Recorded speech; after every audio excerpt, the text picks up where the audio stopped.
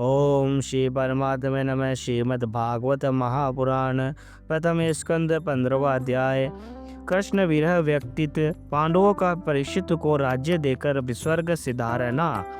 सुत जी कहते हैं, भगवान श्री कृष्ण के प्यारे सखा अर्जुन एक तो पहले ही दिन श्री कृष्ण के विरह से कृश हो रहे थे। उस पर राजा युधिष्ठिर ने उनकी विषादग्रस्त मुद्रा देखकर उनके विषय में कई प्रकार की आशंकाएं करते हुए प्रश्नों की छड़ी लगा दी।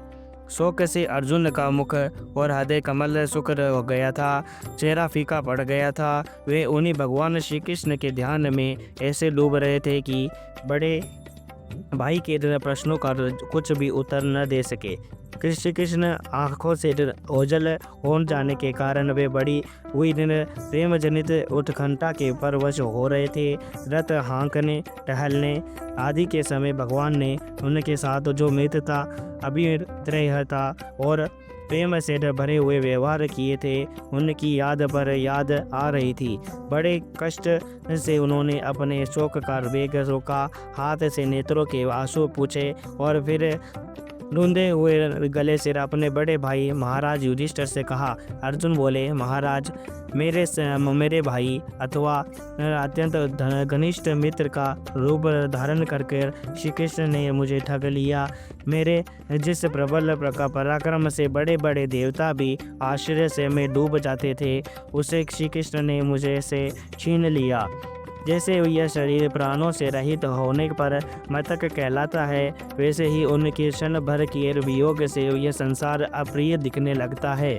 उनके आश्रय से द्रौपदी स्वयंवर में राजा द्रुपद के घर आए हुए कामोत्सव राजाओं का तेज मैंने हरण कर लिया। धनुष पर बाण चढ़ाकर मत्स्य वेद किया और इस प्रकार द्रौपदी को तृप्त किया था।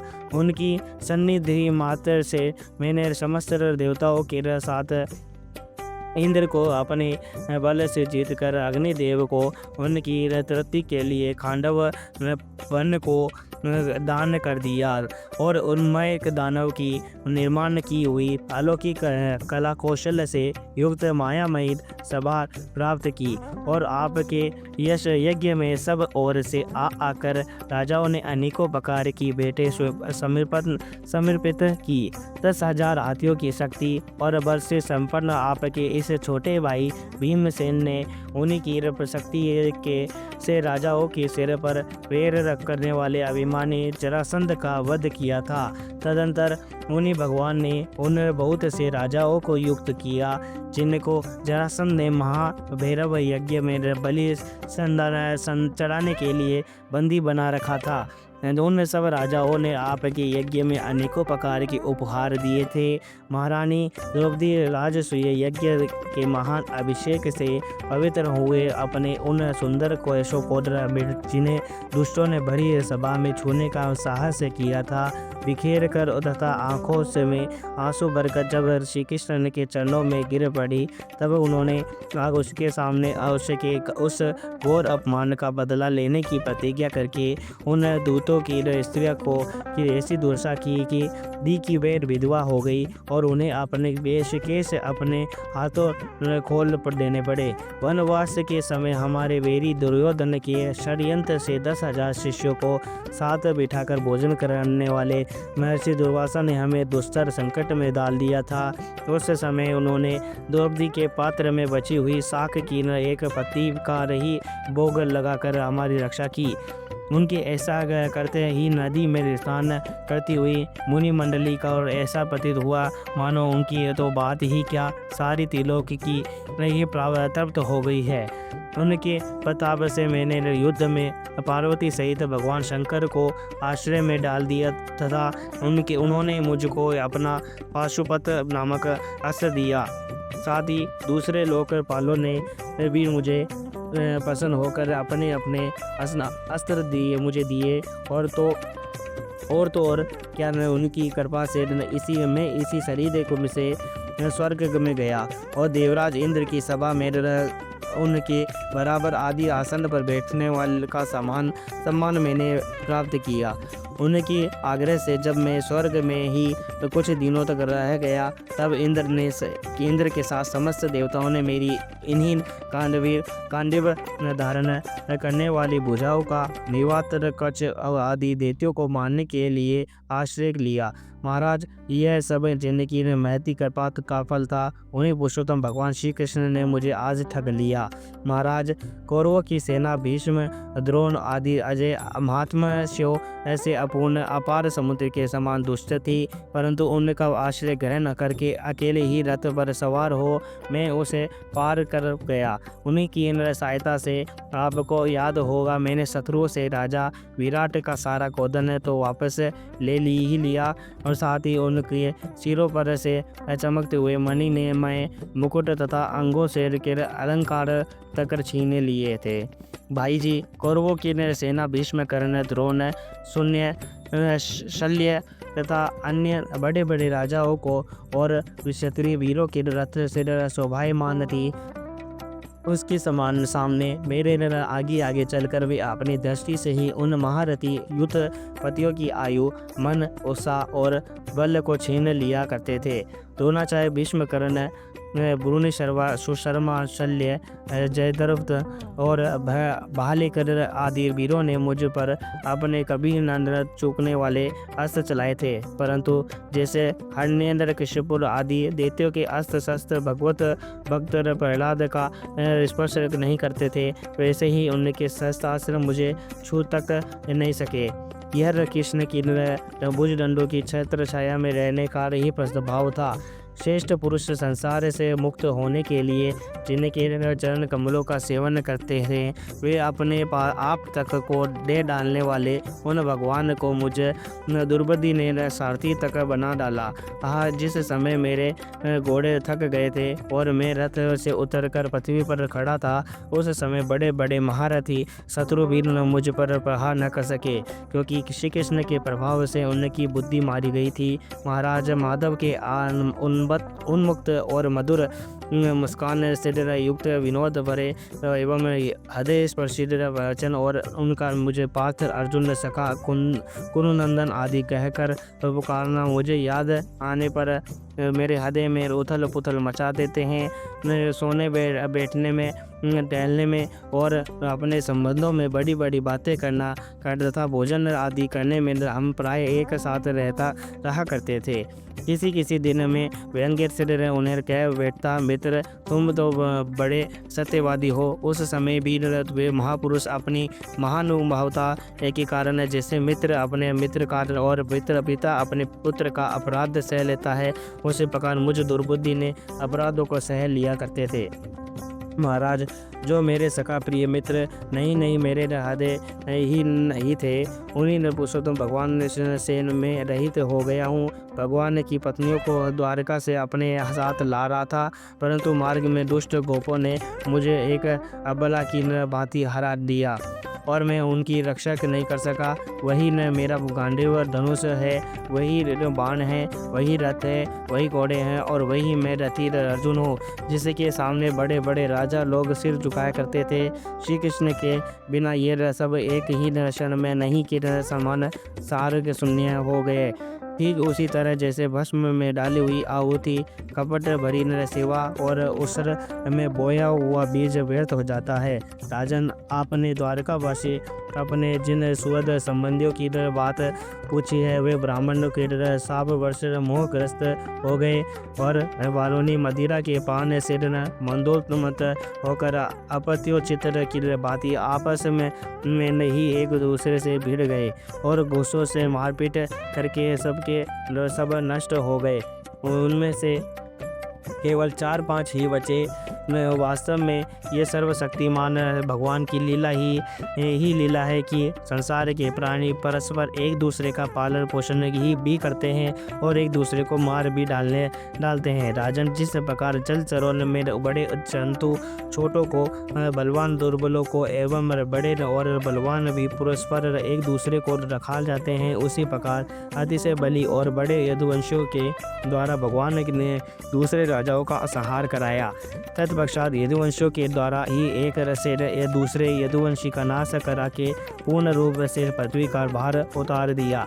भगवान श्री कृष्ण ने मुझे जो शिक्षाएं दी थी वे देश काल और प्रयोजन के अनुरूप तथा हृदय के स्थापक और शांत करने वाली थी। स्मरण आते ही वे हमारे चित्त का ग्रहण हरण कर लेती थी। सूत जी कहते हैं, इस प्रकार प्रगाढ़ प्रेम से भगवान श्री कृष्ण के चरण कमलों का चिंतन करते करते अर्जुन की चित्तवृत्ति अत्यंत निर्मल और प्रशांत हो गई। उनकी प्रेममयी भक्ति भगवान श्री कृष्ण के चरण कमलों के अहर्निशल चिंतन से अत्यंत बढ़ गई।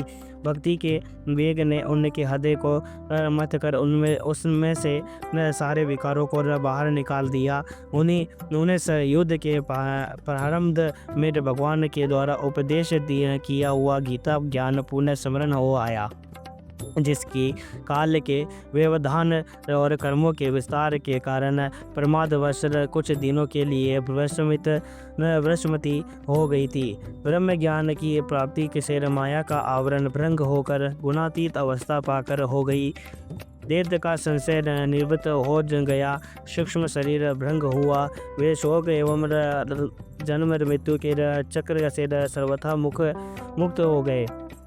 भगवान के स्वधाम गमन और यदुवंश के सहार का वृतांत सुनकर निश्चल मती युधिष्ठिर ने सर्वाग्रोहण का निश्चय ही किया। कुंती ने वीर अर्जुन के मुख से यदुवंशियों के नाशक और भगवान के स्वधाम गमन की बात सुनकर अनन्य भक्ति से अपने हृदय को भगवान श्री कृष्ण में लगा दिया और सदा के लिए इस जन्म मृत्यु रूप संसार से अपना मुंह मोड़ लिया। भगवान श्री कृष्ण ने लोक दृष्टि में जिस यादव शरीर से पृथ्वी का भार उतारा था उसका वैसे ही परित्याग कर दिया, जैसे कोई कांटे से कांटा निकाल कर फिर दोनों को फेंक दे।